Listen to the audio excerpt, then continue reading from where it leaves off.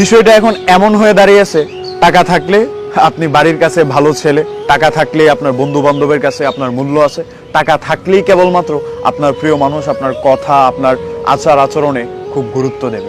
মানুষ পৃথিবীতে এখন চলাফেরার জন্য টাকাটাকে মূল প্রাধান্য বানিয়ে নিয়েছে। আপনি দেখেন আপনার বন্ধু বান্ধবের মহলে একটা সময় আপনার খুব একটা গুরুত্ব ছিল না, যখন থেকে আপনি ইনকাম করা শুরু করেছেন তখন থেকে তারা আপনাকে গুরুত্ব দেওয়া শুরু করলো। ঘরের ভেতরে আপনার কথাকে কখনোই কেউ মূল্যায়ন করে নাই, যখন থেকে ঘরে আপনি টাকা দেওয়া শুরু করেছেন ঠিক তখন থেকে আপনাকে বড় ছেলের চেয়েও বেশি গুরুত্ব দেওয়া শুরু করছে।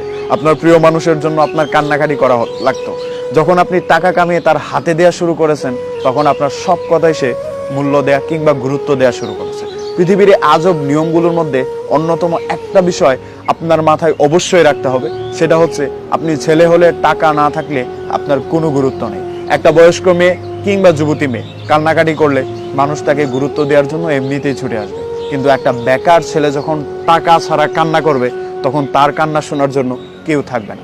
কিছু মানুষ তাদের স্বার্থের জন্য আমাকে দারুণভাবে ভালোবেসেছে, তাদের প্রয়োজনে তারা আমার কাছে এসেছে, তারা আমাকে ভালোবেসেছে।